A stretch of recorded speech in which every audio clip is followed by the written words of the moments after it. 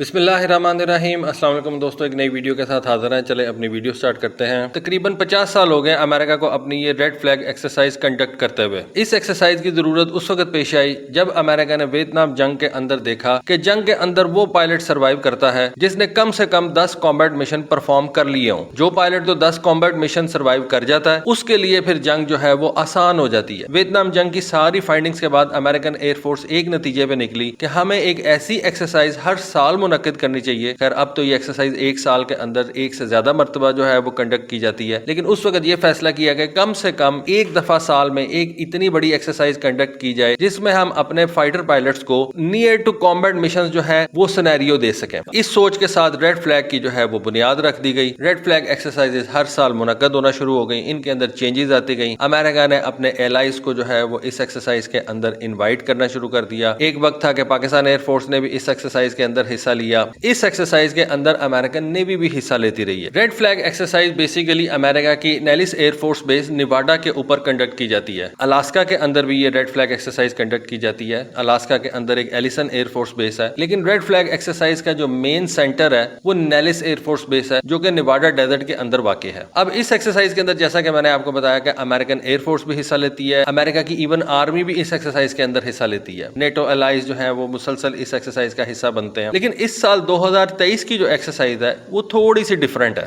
2023 کی اس ایکسرسائز کو نام دیا گیا ہے ریڈ فلیگ 23-3۔ جیسا کہ میں نے آپ کو بتایا کہ یہ جو ریڈ فلیگ ایکسرسائز ہے یہ امریکہ کی نیلس ایئر فورس بیس کے اوپر سے جو ہے وہ کنڈکٹ کی جاتی ہے، لیکن اس سال اس ایکسرسائز کی جگہ کو موو کر دیا گیا ہے، اور موو کرنے کا مقصد یہ تھا کہ اس سال امریکہ کا ایک ایئر کرافٹ کیریئر بھی اس ایکسرسائز کا حصہ بنے گا۔ نیواڈا اگر آپ کو پتا ہو تو وہ امریکہ کے اندر واقع ہے، اس کے ساتھ کوئی بھی سمندر نہیں لگتا۔ کیونکہ اس سال امریکن ایئر فورس نے اس ایکسرسائز میں ایک امریکن ایئر کرافٹ کیریئر شامل کرنا تھا، اس وجہ سے اس ایکسرسائز کو اس دفعہ کیلیفورنیا کے ساحلوں پہ منتقل کر دیا گیا۔ اس کی کیا سگنیفیکنس ہے؟ یہ ایکسرسائز 2 سے 3 ہفتے بھی چلتی ہے، لیکن اس سال یہ ایکسرسائز کا جو زیادہ حصہ تھا وہ تو نیلس ایئر فورس بیس کے اوپر ہی تھا، لیکن 1 ہفتے کے لیے یہ ایکسرسائز کیلیفورنیا چلی گئی تھی۔ وہاں پہ کیا ہوا؟ کیونکہ کیلیفورنیا آپ کو پتا ہے کہ ساحل سمندر کے ساتھ ہے، وہاں پہ امریکہ کا ایک ایئر کرافٹ کیریئر اس ایکسرسائز میں حصہ بن گیا۔ اینالسٹ کا ماننا یہ ہے کہ ایئر فورس کا ایک نیول ایئر کرافٹ کیریئر کو اس ایکسرسائز کا حصہ بنانے کا مین مقصد چائنا سینٹرک ہے، کہ آپ نے چائنا کے ساتھ اگر آنے والے دنوں میں پیسیفک میں جنگ لڑنی ہے، کوئی ایک بڑی جنگ آپ کو چائنا کے ساتھ لڑنی پڑ سکتی ہے، تو اس کے اندر امریکن ایئر فورس کو نیوی کے ایئر کرافٹ کیریئرز کے ساتھ مل کے جنگ لڑنی پڑے گی۔ کیونکہ تائیوان آپ کو پتا ہے کہ ایک آئی لینڈ ہے، آسٹریلیا ایک آئی لینڈ ہے، پیسیفک کے اندر آلموسٹ جتنے بھی یہ کنٹریز ہیں سارے کے سارے آئی لینڈز ہی ہیں۔ جاپان وہ بھی خود سے ایک آئی لینڈ ہے۔ پھر پیسیفک کے اندر امریکہ کا سب سے بڑا ایڈورسری تو چائنا ہے، لیکن اس کے ساتھ ساتھ وہاں پہ ایک نارتھ کوریا بھی ایسا ملک ہے جو کہ امریکہ اور ساؤتھ کوریا کا ایڈورسری ہے، اور جتنی ٹینشن امریکہ کو نارتھ کوریا دیتا ہے میرا نہیں خیال کہ چائنا بھی اتنی دیتا ہوگا۔ یہ میں ملیٹریلی بات کر رہا ہوں، کیونکہ ملیٹریلی چائنیز جو ہے وہ بڑے کول مائنڈیڈ ہیں، اوور آل وہ بڑے اگریسو ہیں، بزنس کے لحاظ سے بڑے اگریسو ہیں، ڈپلومیسی کے لحاظ سے وہ کافی زیادہ جو ہے وہ بہتر ہیں، لیکن ملیٹریلی چائنیز جو ہیں وہ اس طرح سے اگریسو نہیں ہے جس طرح سے نارتھ کوریا اگریسو ہے۔ تو امریکہ کو بیسیکلی پیسیفک کے اندر 2 ایڈورسریز کا سامنا ہے، چائنا اور نارتھ کوریا، اور دونوں صورتوں کے اندر نارتھ کوریا جس کے پاس کوئی بھی ایئر کرافٹ کیریئر نہیں ہے، اگر نارتھ کوریا کے ساتھ امریکہ کو جنگ لڑنی پڑ جاتی ہے جس کے پاس کوئی بھی ایئر کرافٹ کیریئر نہیں ہے، تو اس صورت میں امریکن ایئر فورس اور امریکن نیوی مل کے جو ہے وہ کاروائیاں کریں گے۔ امریکن نیوی کے پاس ایئر کرافٹ کیریئر ہے، American air force south Korea سے آپریٹ کرے گی جو کہ وہ آلریڈی کر رہی ہے، لیکن چائنا کی صورت میں حالات جو ہیں وہ تبدیل ہو جائیں گے۔ چائنا کی صورت میں آپ کو پتا ہے کہ چائنا کے پاس اس وقت 2 ایئر کرافٹ کیریئر جو ہیں وہ آپریشنل ہیں، تیسرا ایئر کرافٹ کیریئر انہوں نے بنا لیا ہے جو کہ ایک کیٹاپلٹ لانچ والا ایئر کرافٹ کیریئر ہے، بالکل اسی طرح کا ایئر کرافٹ کیریئر جس طرح کا امریکن نیوی جو ہے وہ استعمال کرتی ہے۔ چائنیز نیوی کے پاس جو اس سے پہلے 2 ایئر کرافٹ کیریئرز تھے وہ سٹو بار والے ایئر کرافٹ کیریئرز ہیں، لیکن یہ جو ان کا تیسرا ایئر کرافٹ کیریئر ہے یہ نہ صرف بڑا ہے بلکہ یہ سوٹی ریٹ اسی طرح سے جنریٹ کر سکتا ہے جس طرح سے امریکن نیوی کے aircraft carrier sortie rate generate کرتے ہیں، اور اس تیسرے ایئر کرافٹ کیریئر کے اوپر سے چائنیز نیوی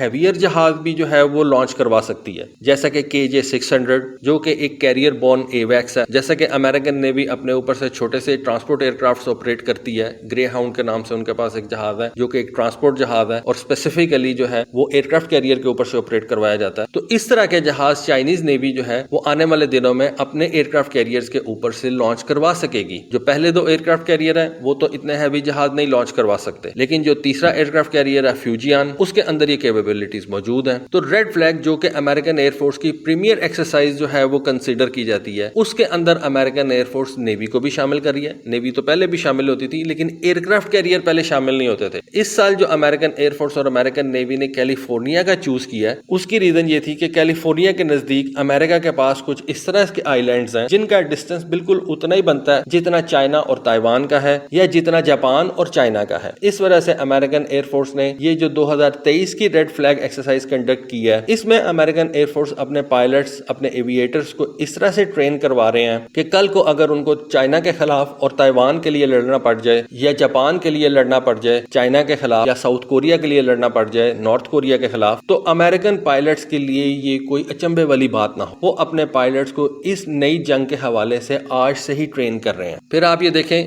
جب اس ایکسرسائز کے اندر امریکہ کا ایک ایئر کرافٹ کیریئر انوالو ہو جائے گا تو اس ایئر کرافٹ کیریئر کے اوپر سے امریکن نیوی اپنا ہر قسم کا جہاز جو ہے وہ استعمال کر سکتی ہے. ورنہ نارملی یہ ہوتا ہے کہ ریڈ فلیگ ایکسرسائزز کے لیے امریکن نیوی اپنا کوئی ایک یونٹ جو ہے وہ نیلس ایئر فورس بیس بھیج دیتی ہے. لیکن اس صورت کے اندر جہاں پہ امریکن نیوی اپنا پورے کا پورا ایئر کرافٹ کیریئر جو ہے وہ استعمال کر رہی ہے وہاں پہ امریکن نیوی اپنے سارے کے سارے ایسٹس جو ہیں وہ اس ایکسرسائز میں یوز کرے گی. مثلا F-18 EA-18G گراؤلرز جو کہ الیکٹرانک وارفیئر کے ایئر کرافٹس ہیں. پھر F-35C جہاز وہ بھی یوز کیے جا سکتے ہیں. دوسری طرف آپ کو پتا ہے کہ امریکہ کے پاس F-35A جہاز ہیں. امریکہ کے پاس F-22 جہاز ہیں جو وہ اس ایکسرسائز کے اندر استعمال کرتے ہیں. پھر اس ایکسرسائز کے اندر ٹینکرز یوز ہوتے ہیں. یہ ٹینکرز جو ہے یہ امریکن ایئر فورس یوز کرتی ہے. لیکن اگر کل کو امریکن ایئر فورس کے ٹینکرز اور امریکن نیوی کے جہاز ان کو آپس میں ایک دوسرے کے ساتھ انٹرآپریبلٹی کا کوئی ایشو آ جائے تو ان ایشوز کو ختم کرنے کے لیے یا انٹرآپریبلٹی کو بڑھانے کے لیے یہ دونوں فورسز اس سال کی ریڈ فلیگ ایکسرسائزز میں حصہ لے رہی ہیں. اور اس سال ایئر کرافٹ کیریئر کے آ جانے کے بعد سینیریوز جو ہیں وہ زیادہ ریئلسٹک ہو جائیں گے.